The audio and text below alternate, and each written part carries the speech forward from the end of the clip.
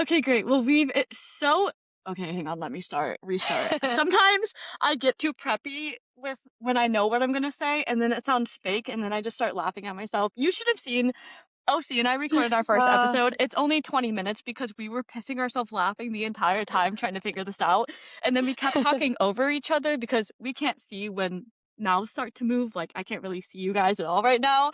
Me So either. it's just like we missed the visual cues, and then we were just like, anyways, it's been a learning curve for sure. Okay. What if the biggest part of Paralympic sports is the part you never see? Hi, I'm Grace Newper. And I'm Olivia Chambers. And we're Paralympic swimmers, but this isn't a podcast about the medals. It's about the stories people don't expect, the ones that don't make the highlight reel. This is Optical Delusion, telling the stories that we didn't see coming and you probably didn't either. Each episode, we're sitting down with Paralympic athletes and people with disabilities to talk honestly about identity, sport, failure, success, and everything in between. No inspirational cliches and no watered down narratives. Just real stories, told by the people who live them.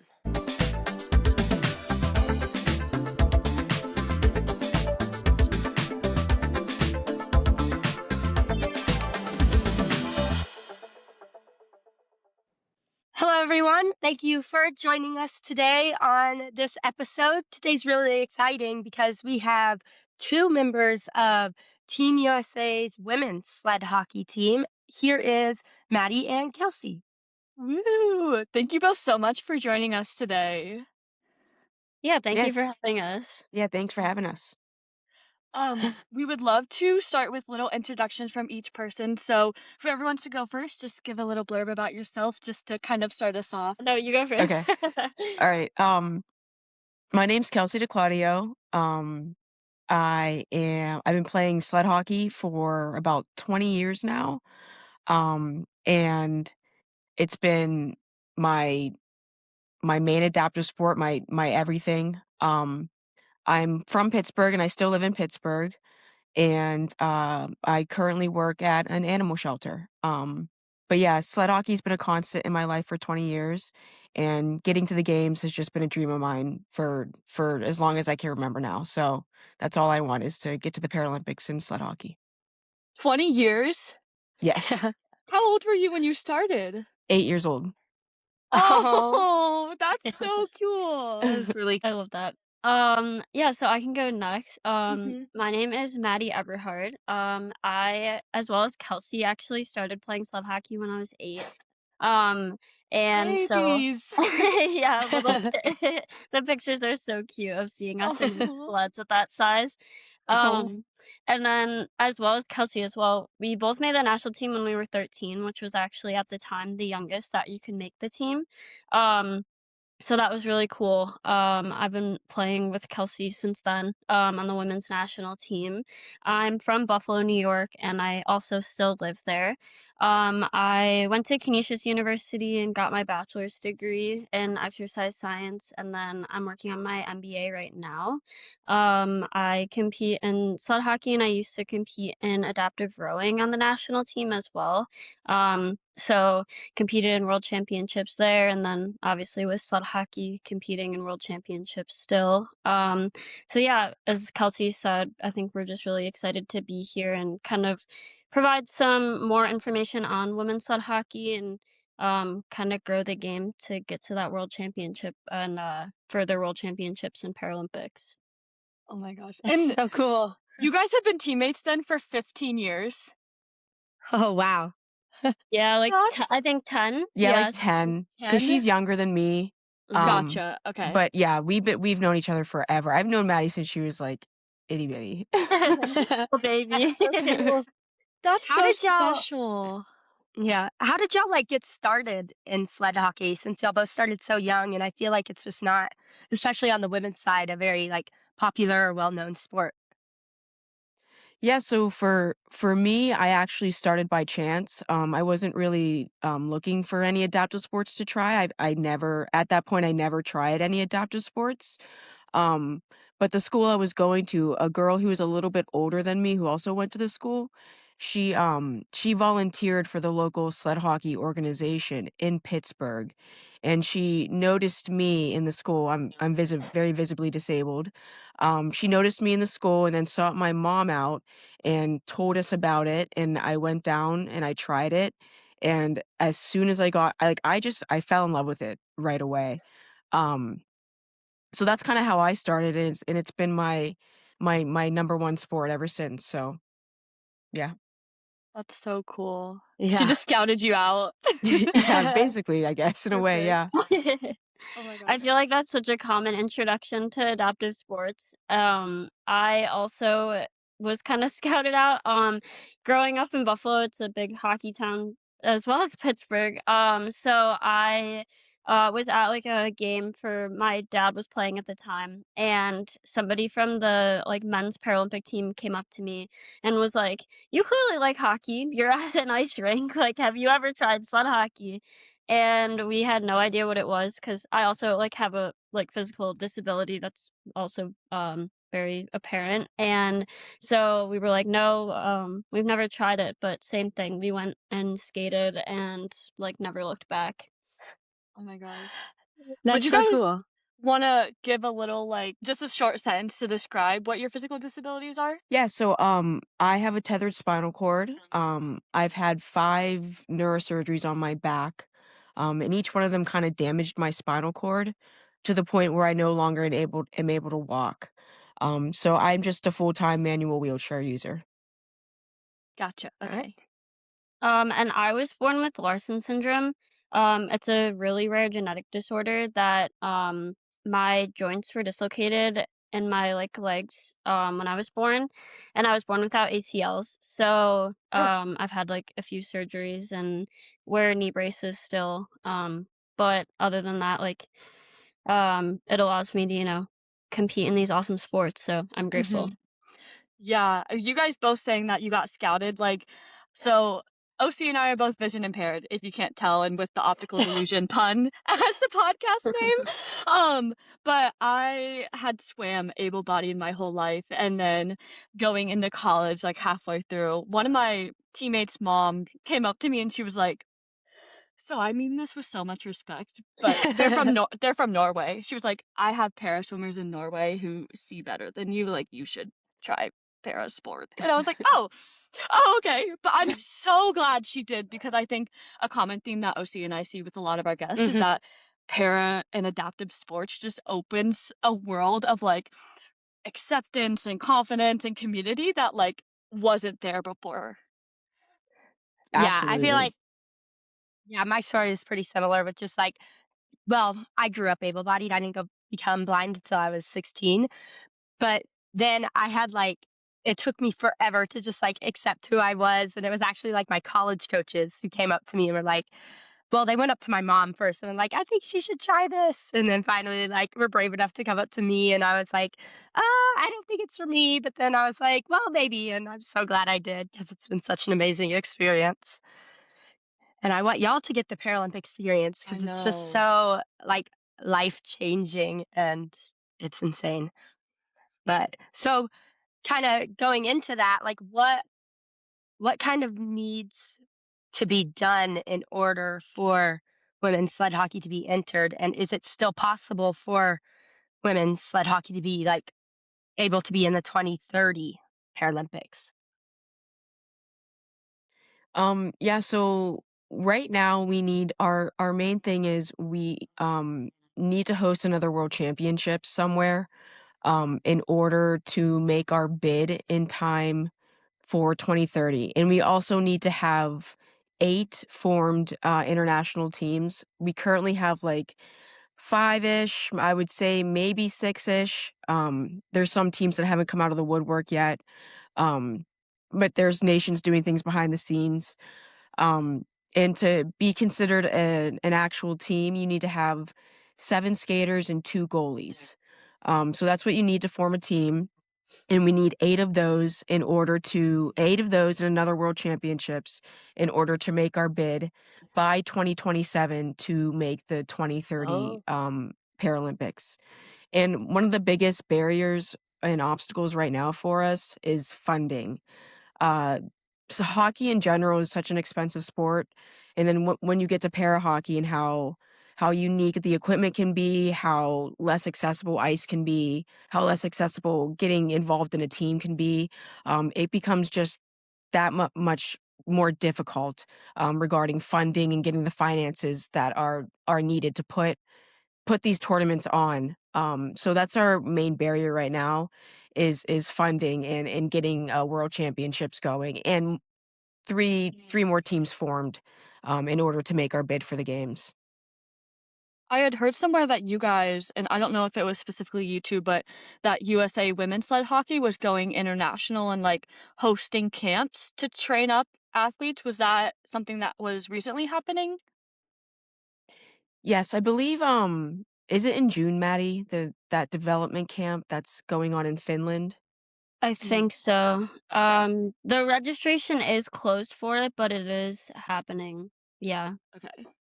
I saw But I yeah. think Coach Jackie on Instagram and TikTok was posting about it, but she posted about it like the day before it closed. But I mean, Yeah. Oh, at least it's jeez. getting out there a little bit. Yeah. And one of the other things that also has to be met as a requirement is that there has to be 3 continents that Oh, okay. host teams. We Mhm. have that box actually checked off right now because Oh, we nice. have Australia has a team. Mhm. So that is one of the qualifications that we've already met. So it's really just about growing those other programs and those other teams and um having them join the world championships.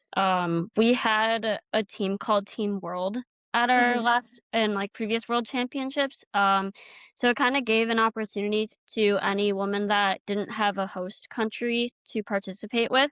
It gave them the chance to compete on a kind of combined team, Mhm. which is an amazing opportunity because we've seen growth in other countries from them playing on that Team World.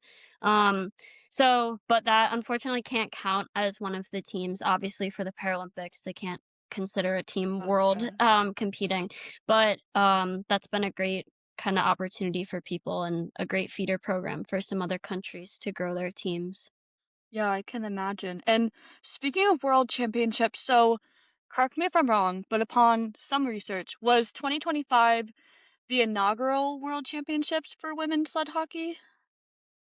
Yes, it was. Oh, Okay. cool. But did you guys have world championships before that, just maybe under a different name?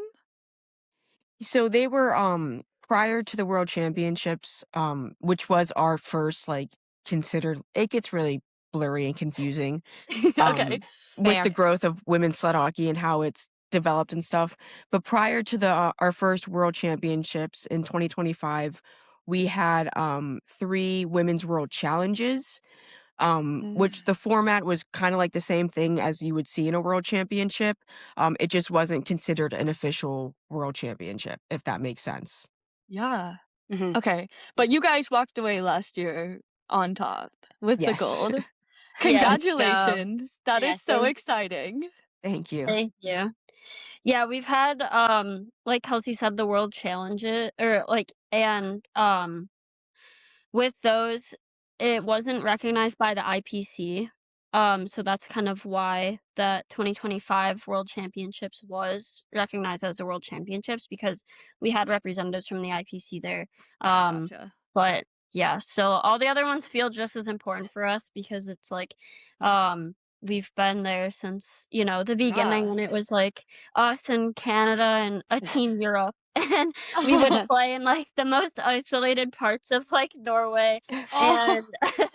and, just, like, us and our families and, like, the Mhm. people that really, like, are there for us and support us, and, Yeah. so all of them just, like, hold such a special place for us. No, I'm sure. And Yeah, that's oh, you go. See. okay. I was gonna say, yeah, that's really cool. It sounds like y'all have had like quite a bit of growth since both of y'all first started. And all these requirements you like listed, does that need to be done by the beginning of 2027 or the end? It's a good question. I don't know the exact Okay. timeline. I just know 2027 is an important year to get that in by, Okay. in order to be eligible to make the bid for 2030. Hmm. And then Gotcha. we also do have, like, information, that we can, like, share with you on contact information for, like, if any, listeners, like, have somebody in mind, like a bigger company that is looking to, like, sponsor an event like this, Mhm. they can get in contact with Michelle, who works at the IPC, or World Para Ice Hockey, sorry. But yeah, so we could get you guys that Yeah. contact just to share it. Yeah, just to get the word out there, and Mhm. Mhm. the more people who see it, I Yeah. feel like the better It just takes chances you'll one have. person who's like, "You know what? Yeah, I'm gonna help." And then Yes. that Mhm. could change everything, which is why, yeah, it's so important. And I think that's also just kind of why OC and I started this podcast in the first place. It's like, even like with women's sled hockey, but then I feel like just para sports in general, like getting the word out and increasing representation. And even if we can build like the viewership or the fan base by like 20 people, that's 20 more people who can go into school or the workplace and be like, this needs to be a bit more accessible, and it like can change everything. Mm. Yeah. Absolutely. No, sure. Yeah, you never know the reach that you can have. Like, even think about, Kelsey and I learning it from someone that just had the courage to come up and ask us if we've ever tried it. Mhm. Like, you never know what somebody listening or watching this can, like, learn from it and be like, wait, I also have a disability and I could try this sport too. And it can really Yeah. change lives. Yeah, and you Mhm. guys have been trailblazers, I feel like, in this sport and growing up in it. Have you had a lot of like special experiences with younger athletes coming up and being able to kind of show them the ropes? Yeah, I mean, I like being on the team for so I made the team all the way back in 2011. Um, so being on the team now and seeing some of the younger girls that have made the team and grown into incredible athletes, it's been really special to see that and experience it. And just to be considered, one of the veterans on the team now who has been there so long, and that and that category is dwindling. Like, there's so much more growth in the sport and so much more depth and so many more little girls getting involved, that it's now a competitive atmosphere, and Mhm. you have to fight for your spot on the team if you want to make the team. So it's really cool to see so many girls and women getting involved now, and the team itself becoming like uh, a legit dream for people to make. So it's and to see a lot of my teammates like grow up and become, like I said, incredible athletes has been a super, super special part of my journey. And, part of the reason why I keep playing is to continue seeing those girls try it and grow and love it and just, carry on the legacy.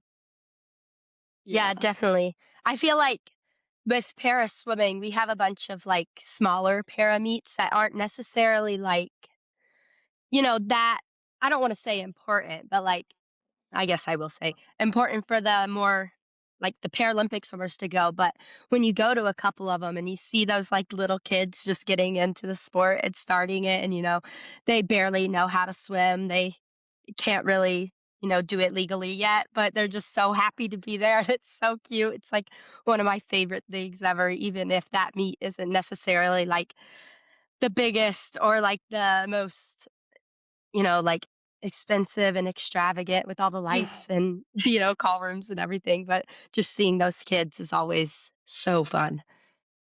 Yeah, I think, like, with what Kelsey said about, like, not only seeing the growth of, like, our own, like, national team, but, like you're saying, the little kids, like, just helping even the sport grow in, like, my hometown, like, giving back to the community that, like, got me to where I am now. Like, I love, like, especially coaching, like, the little girls and, like, having the opportunity to, like, bring them out on the ice and, like, show them the sport and, like, also to just be, like, to be able to show them that, like, there is an opportunity for women in this sport, because, like, when I started and, like, when Kelsey started, like, the women's side of things was, like, not at all what it is now. We weren't under USA Hockey until 2018, And so, like, when we started, everything was, on our own in terms of funding and everything. And we're really grateful for USA Hockey and like what they've done for us now. But like being able to go out there and show them like there is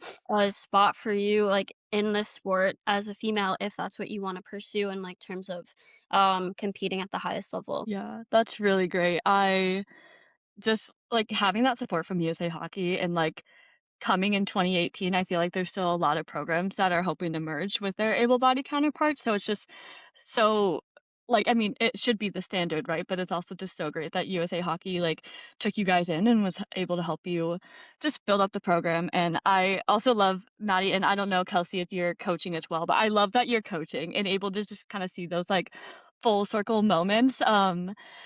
I I used to coach a middle school team and I was like, wait. It just kind of like gives you the energy and it reminds you like this is why you're doing it. Yeah. Mhm. Yeah, I was able to coach a few weekends ago with Challenge Athletes Foundation. They hosted a winter sports weekend in Idaho. And so they did like three different sports and one of them was sled hockey. And so I like got to introduce like 60 participants to sled Hmm. hockey. Oh my Um gosh. so it was That's it was cool. so cool. A lot of like just yeah, like kind of all ages and all experience levels, but Hmm. it's just so cool to like have people be so excited about the sport that like we love so much.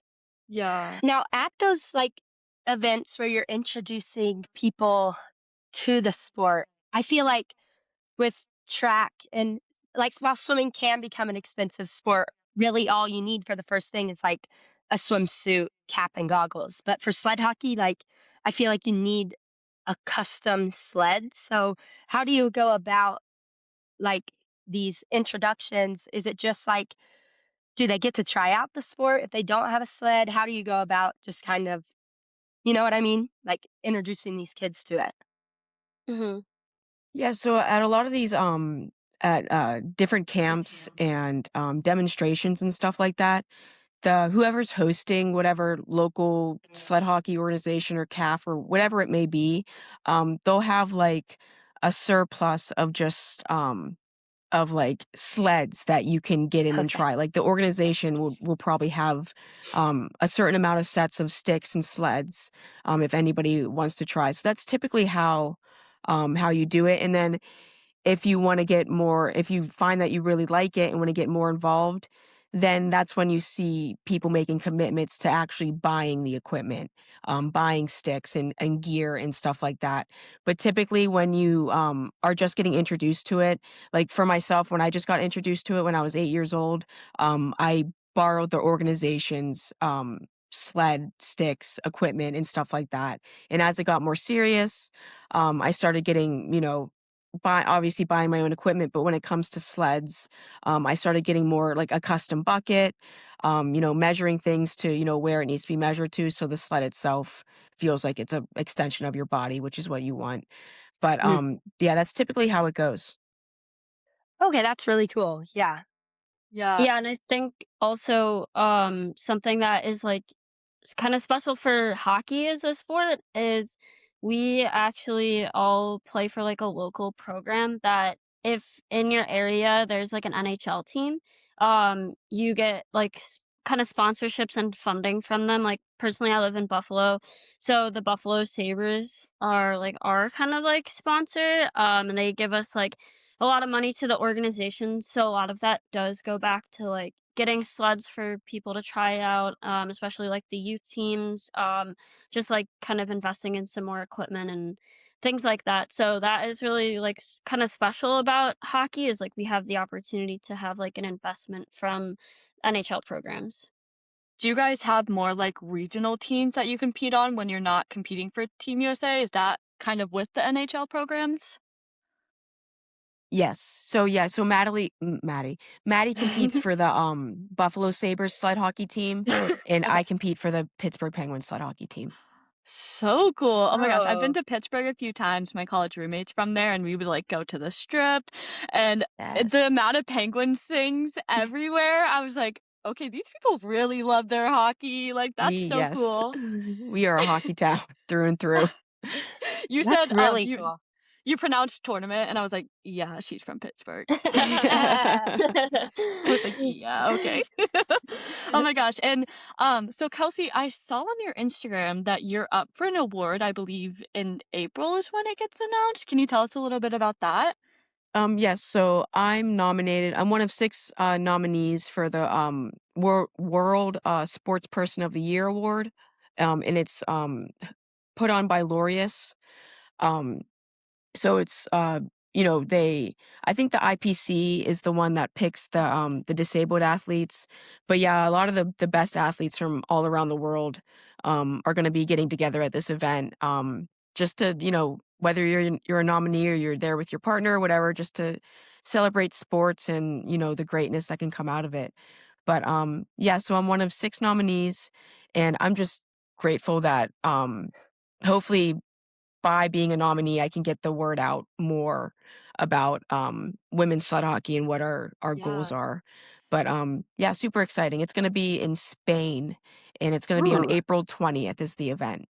Oh my gosh. Well, good luck okay. to you. That is Yeah. so exciting. I was looking at the list of nominees on Instagram, and oh, see, I don't know if you saw, but Katie Ledecky was up for an award, and like as Oh, swimmers, we're like I like, oh my. like the GOAT. Uh, And just like I'm I so happy that IPC is recognizing women's sled hockey and you have that opportunity to like go out there and network and also just represent women's sled hockey and keep growing it. Yes, super yeah, exciting. Yay. congrats. Is this Yeah. Yes. something like people can vote on? I'm just curious. So the voting is done by a panel of like Mm, Oh, okay. 160 judges or something like that. gotcha. Nice. Okay. Maybe we can find their emails. I know. I'm gonna like stalk Influence Hey. them. them. Hello. That's so funny. Oh my gosh. Uh, And then, so I actually had a question come up. So, Maddie, you said you did rowing as well, correct? Yes, yeah. So you kind of did it intermittently, and then was that just while you were in college, or Yeah, so I actually started in high school, with okay? rowing. Um, with sled hockey, you are competing for like your local like kind of team. But I was Mhm. like the only girl, the only one my age, and so like in high school, I just kind of wanted to be a part of a sport that was like some of my friends and like other ladies. So, I got into rowing at my high school and Mhm. then kind of progressed from there and like learned more about like the adaptive side of rowing. And honestly, even though I was so involved with sled hockey, I never like knew about the adaptations for rowing that could be made. So I just kind of did it without any accommodations because I was like, I oh, want to do this. um and then after a few years, I like learned about kind of the opportunities for fixie, to like not use my legs in the sport. Got connected with some like of the national team like scouts and coaches, and then competed at the World Rowing Championships in 2019, and then was on the path to like qualify for Tokyo and everything, and then COVID happened. So that didn't happen. But then I kind of like stayed in the path of still rowing and wanted to go to Mhm. the games in 2024. But I was 3 boats away from internationally qualifying at the Last Chance Regatta. So that kind of stinks. But I still love the sport. It was a really great opportunity and Yeah. loved competing, and now kind of switching back gears into like sled hockey, and really trying to help get the women to the games. Just the fact that you're a dual sport athlete and you are on a national team or have been on a national team for both is just insane. So I hope you're giving yourself yeah. credit for that because that's so cool. Yeah, it was definitely like a lot to balance everything, and I was also in college, and Mm. then in high Yeah. school, in the beginning. So it definitely took a lot of sacrifice, and I did miss Yeah. one of the women's sled hockey world championships, just to kind of be able to do rowing, but Mhm. I missed it a lot, so I'm happy to be back. Yay, good. I'm glad you found happiness in both of them and now you're back in sled Mhm. hockey. Thank you. So just for our viewers to like understand what the sleds are, could one of y'all like explain just what they look like and how they work kind of, I guess? Yeah, so The sled generally is it's an aluminum frame and like a plastic bucket, we call it, you sit in. So you're sitting with your legs out. If you have legs, you're sitting with your legs out in front of you. And there's a little piece at the end of the sled that helps you balance. And then there's blades underneath the bucket that we use obviously to skate with. But as you get like more involved in the sport and want to grow more, a lot of people end up getting custom buckets, and that's when it's just basically like like you're getting an orthotic made, but it's just for sled hockey. So that's typically what the sleds look like. How Mhm. much? Yeah, and sorry, you go first. I was just gonna ask how much it costs to get a custom sled. So to get a custom, how much, Maddie? How much is a unique sled? Like, do you know how much a unique sled is? I think like my sub that I got like last year was like $900, something like that. Okay. Just the sled, and then that's like no custom bucket. That's like a kind of like custom like frame, and it Mhm. comes with like a standard bucket, but like something like a lot of the national team players have, and like Kelsey, it's like a fitted bucket, which that I don't honestly know the costs in that range, but So yeah, Probably not cheap. the cost of the fitted bucket, I USA Hockey actually paid for it for me. Good. Okay. So I assume it's a pretty penny. I can And only imagine. you don't get them like every year or something like Mhm. that. Like you get your custom bucket and that's your custom bucket for until it wears out or breaks or something like Mhm. that. You can't use it anymore. But they definitely change your game and but are also, heavy on the finances. Yeah, for Mhm. sure. How difficult is it to travel like with those on a plane and stuff? it's definitely challenging. I actually travel with like a travel golf bag. Um, Ah. It's, like, really long, so my sled and all of my equipment, like, can fit into my because a standard hockey bag, like, isn't gonna be the length for my sled, like, I have pretty long legs, so, I kinda need something bigger, but traveling with it, it's kind of a pain. When you have, like, all your, like, clothes bag, your hockey bag, Oh my and gosh. it's a lot. I can't imagine. Yeah, it's I one was of the just most thinking. it's yeah. Oh, I'm sorry, go on. No, you're good. I was just thinking about what it's like to travel with when we're going to para meets and we have all of the whole team with us, like everyone in their wheelchairs and they're scared of it getting like broken or like blind swimmers. Well, not me and Grace, but like our fully blind swimmers use tappers so they know where the wall is. But like they're these really long poles and oftentimes they like break down into smaller poles, but you're still traveling with like a bunch of really long poles and just traveling with all that equipment is so difficult. And even for our sport, we really don't have that much equipment. So I was like trying to think of traveling with a team of, I don't know, however many y'all have, and each person has their own sled. I can't like imagine how difficult that could be. Yeah, TSA hates to see us coming back to Yeah, that. I can only imagine. Oh my gosh. No, some of the like sometimes you just have to laugh because like even when we've gone on team trips and there's like, 30 para athletes trying to go through this metal detector and half of the people are setting it Uh, off. It's like Mhm. like you just can't do anything except just accept it at that point. Yes. yep. Oh my Grace, gosh. Wasn't were you there with a me? Oops, sorry, go ahead. Sorry, we keep doing this. But Grace, were you with me when we were coming back? We had a meet in Italy, and yeah, there was a big group of us there, and they took a group of us off to the side into like this special little TSA unit, and there was such an interesting group because it was like the blind people, and I think some of the arm amputees, and I was like, well, these aren't people with prosthetics, but okay, I'll take it. Were you with us in that group, Grace? No, because you were flying back to Minnesota. Oh, yes. I was You in the two group different with ways. Morgan Ray, and he went through the metal detector and got stopped, and that was hilarious because he had the flu and he was miserable. Yeah. Oh. Cress. Oh.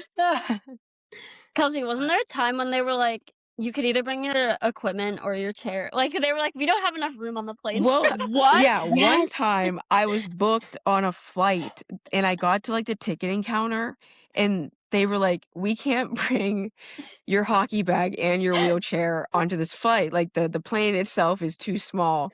They were like asking me to make a decision. And it was the most Make a ridiculous decision. thing. One of the most ridiculous travel things that's ever happened to me. So I had to be like rebooked and everything. But I Oh. also had to bring like my when when you have your big hockey bag with you, like you check it. You obviously don't bring it through like Mhm. security. You'll bring your Mhm. carry-on and stuff through security, but they made me bring my whole hockey bag through security, and they took my sled out. They took my sticks with, Oh obviously God. big picks on the end of them out, and they're looking at them, and, like, I think an option was, like, they ended up, like, not being able to send my sticks through security because it was a weapon, obviously, Mm. so they had to ship them to my destination. Oh gosh. So Did it they get was there in yes. time? Yes, thankfully they Okay, that's did. good. Did they pay That's for them Yes. to get shipped, or did you have to pay? I do not know. I know it was handled by the manager at the time on our team, Okay. but I'm hoping we didn't have to pay for yeah. that's ridiculous. That The TSA stories, that all sounds insane. Mhm. that isn't well, Grace, remember? Well, we weren't on this flight. So US Paris swimming, we before Paris, we spent a week in Germany and then we took just a short flight over to Paris when it was time to check into the village and everything.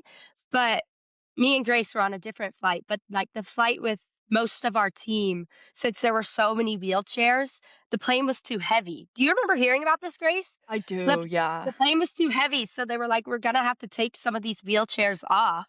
Oh my And gosh. I don't even remember what ended up happening, but it was a whole ordeal because there were so many wheelchairs that it just was way too heavy, and they had to like send the wheelchairs on a different flight in order for all the people to make it. And I just remember hearing about it because I was on a different flight, and I was like, "Oh man, that Oh sounds my like a gosh. mess. I'm glad I do not have to deal with that right now." That's so scary too, cause like, you land and you're like, "Oh, the other flight that has your Yeah. wheelchairs, like, isn't here or something." Like, It's Like, that's what if it terrifying. gets, like, extremely delayed or it gets, like, broken? Like, I mean, we've had teammates with their stuff broken Oh yeah. by everyone. So it's just, Yep. like, frustrating, and it makes me so mad. In my master's program right now, which kind of a tangent, but I'm doing, like, policy in a way, but I keep bringing, like, up the disability factor and, like, coming to the table with that perspective, and then I just, like, get so frustrated because I end up going through, like, a rabbit hole of, like, okay, well, the reason that TSA is breaking everyone's wheelchairs is because of the institutional bias that is just keeping disabled people 5 steps behind, and then I'm, like, in my TED Talk, and I'll just, like but then it just makes me so Mic drop. mad because no, literally my job, I submitted my 12-page paper, and it was, like, the politics of visibility, like, disability storytelling in the digital space, and I submitted it, and I was like, yeah, okay. Like, it just I actually could go on tangents because it's just frustrating, and I think that's why I mean, sports is so important, but it's like sports are just like a gateway or an avenue or something that could maybe help propel having more equitable policy that makes these experiences not happen, because if it happened to, like, a non-disabled man, like, it just wouldn't. Like, it wouldn't Yeah. ever. Yeah. Yeah, I no, we've seen, like, teammates, like, wheelchairs, like, be literally, like, tossed off the, like, plane down to, Oh like, the Yes. ground, like, gosh. we've, like and, yeah, it's like, you wouldn't do that with someone's luggage. Yeah, 2 No. seasons ago, my wheelchair they bent the whole frame, and it was a brand new Oh. wheelchair, so I had to get a new wheelchair. Thank God I had an extra one, because I Oh. just got the new one, so I just used the old one. But yeah, they bent the whole frame of the chair, and it was completely destroyed. Oh. I just Like, what do you do in that situation if you only have one chair and you're traveling to like a competition? I just don't know what you would do. Yeah. Thank God I was coming home, it wasn't Yeah, going good. to the trip, it was coming back. that is That's just good. a nightmare. That's a nightmare. Yeah. So continuing on, I guess, for our viewers who are listening, watching, what can they do to help the momentum of women's sled hockey and just sled hockey in general? Like, is there something like OC and I can be doing, or our like friends and family? Like, how can we get this to be a Paralympic event? I think just, keeping the conversation going and talking about it, especially the hype that got brought around the not only hockey but the sled hockey team in the Paralympics. Mm-hmm. I think that conversation needs to keep up, and I think Yeah. people need to realize that yes, the IPC may have made a rule on each team that you can have an 18th woman, take that spot. But at the end of the day, it's kind of a loophole and it kind of distracts away from there are so many women playing this sport that want to make it to the games. They don't just want to be the one woman on a male team, Mm-hmm. to in order to get to the Paralympics. So I think keeping the conversation going and also highlighting the discrepancies that we face compared to our male the male athletes that play sled hockey. Yeah. I think that's really important because we need to shed light on the inequities definitely to in order for people to get our message and actually understand why it's so hard for us to get to the Paralympics. Mm-hmm.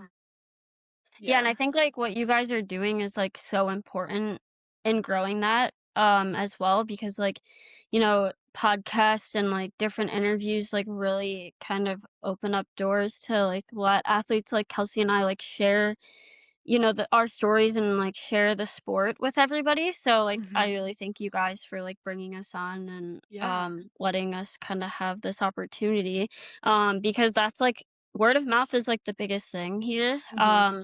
You really never know who like you're going to attract into the sport, whether it be from like a fan perspective or a player perspective or even like coach or volunteer. You never know who like can gain interest from learning about it. So I think like with in addition to everything that Kelsey said, like just really spreading the word, like learning about it in your local community, like checking out the games, like introducing people in your lives that have disabilities to the world of adaptive sports, Mm-hmm.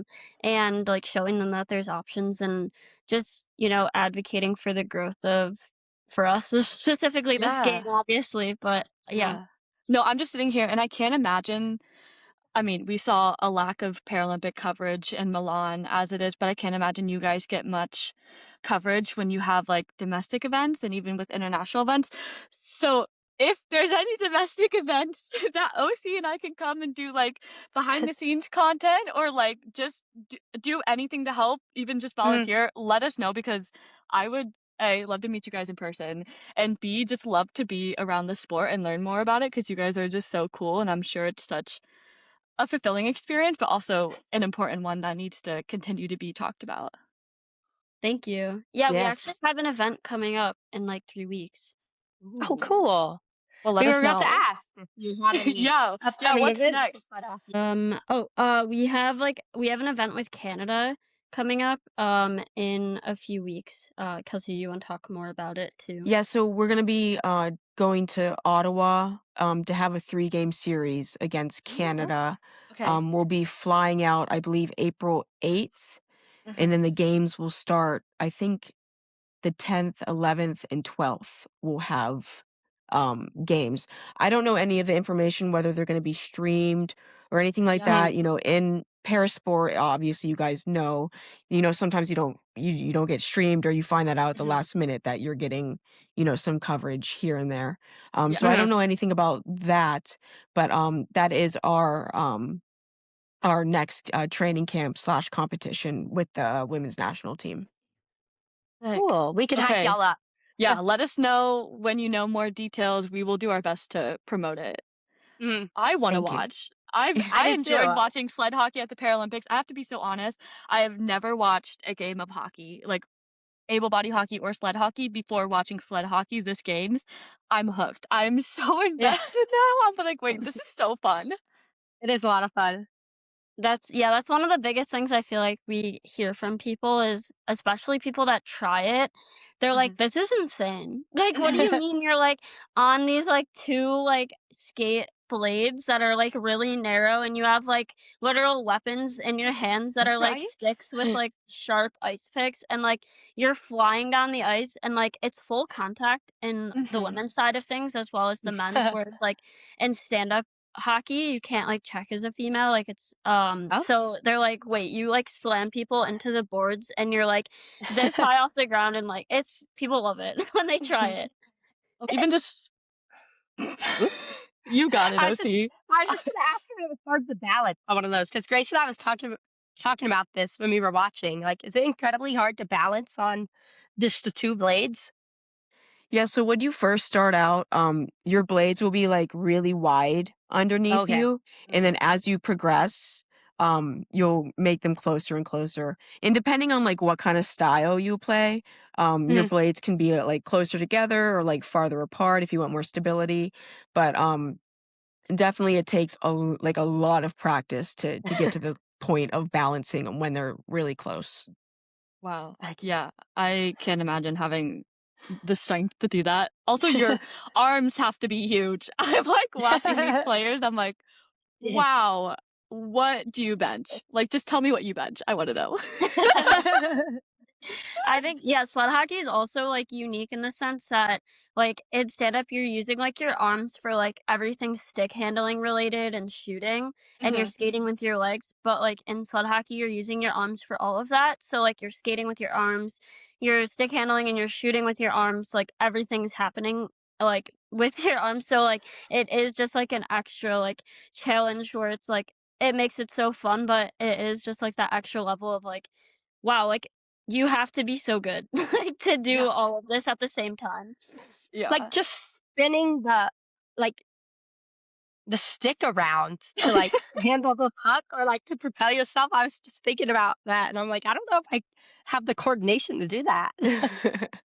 We'll have to get you out there. Oh Yes. Please, can gosh. we try it? Please, I really want to try. Not that OC and I I would mean, ever be able to play that sport, but no, but we got it's always into like wheelchair basketball chairs this summer at the training center.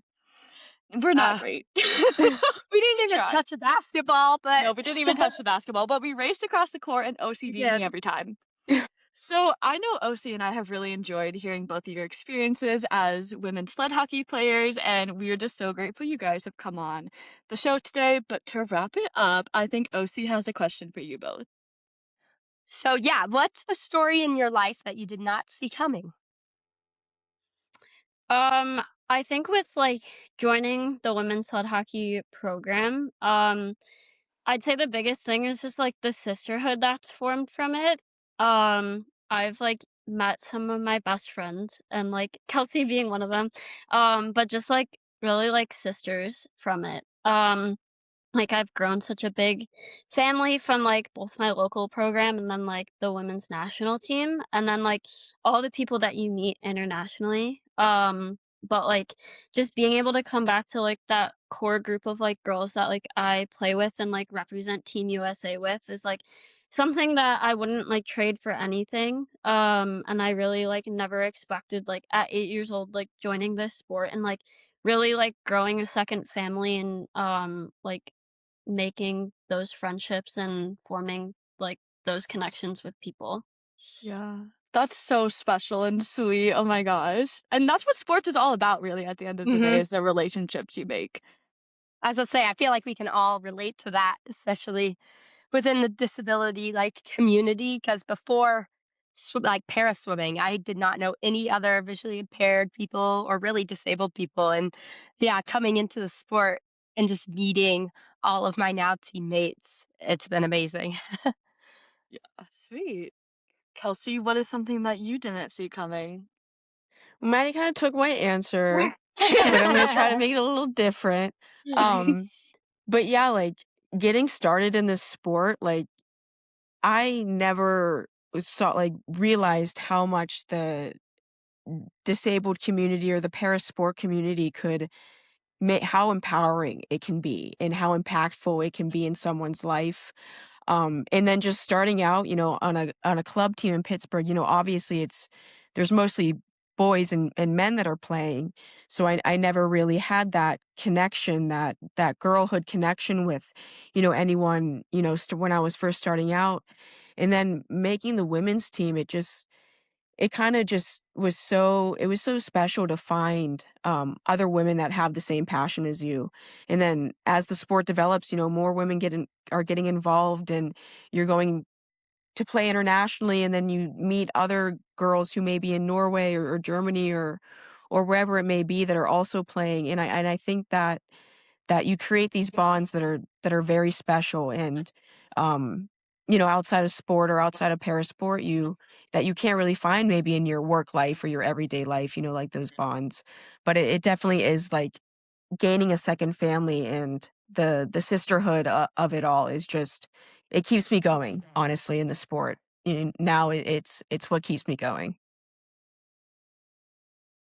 That was so well put. I'm like almost speechless by both your answers because I think it just full circle perfectly encapsulates, like, I think the four of us share a passion, and Mhm. it just encapsulates all that into the sentences you just said of just like having these relationships, like having these bonds, like understanding why representation is so important and understanding just the depth of confidence and security that you can feel when you're around a community that you can relate to in a way that you can't relate to anyone else. It's why it's so important to continue telling these stories and giving these communities visibility, because it's not just about us, it's about those little girls growing up who have a disability and have no one to look up to or don't understand what their life could look like because there's just not the representation to do so. And I think just for like me and OC, like sisters, you guys obviously seem like sisters, and just like pushing each other to continue pushing the Paralympic movement is, oh my gosh, I literally, welcome to my TED Talk again. I'm just going to go off on a tangent because this is just so important. We could like chat for hours about it. Literally. Like, you guys want to go grab some drinks? Like, let's go. No, Oh yeah, my I gosh. definitely like agree because I feel like growing up, a lot of people outside of sport were just kind of like, oh, you're so obsessed with swimming, or like I'm sure y'all have had similar experiences, but it's more than just swimming. It's like where I found myself. It's where I feel like I belong, and like in the water, like it's a place where I just kind of feel like everyone's equal and we all are given a chance to prove ourselves and perform and just be a part of something like greater than myself, and just really feel like that sense of belonging. And so it's really cool when you hear other people who feel the same way and have similar experiences. Yeah. Absolutely. Um, Well, I don't know if I'm just speaking for myself or OC, but this has been one of my favorite episodes we've recorded so far. You guys are amazing. Thank you so much for coming on today and educating us on women's sled hockey. And also just, I'm glad we were able to relate in a lot of ways and just share our experiences back and forth, because that's always almost healing in a way, just to have those conversations. Yeah, definitely. Thank you for having us. Maybe we can get you out to some local Yeah. competitions that we have That'd be within so the area. fun. I would Yeah, love yeah. that. Where are you Um, guys located? I'm in Chicago right now. And I'm in Cedar Falls, Iowa. Oh, wow. One of Well, our that's like, teammates. Yeah. one Wait, of our really? teammates is originally from, or the captain of our team is originally from Chicago, and now she lives in Iowa, Erica No McKee. way. Oh my Yeah. This is so gosh. cool. We'll have Okay, Wow. to perfect. connect you Oh guys. yeah, we'll have to meet. Please. Oh my Yeah, gosh. that's a lot Well, of fun. thank you both, and thank you to all the viewers who tuned in and are listening today. We appreciate you um, letting us have this platform and continuing pushing the Paralympic movement and sharing these athlete stories. These are incredible humans, and they deserve all your love and support. So thank you so much, and we will see you guys next week. Bye. Bye.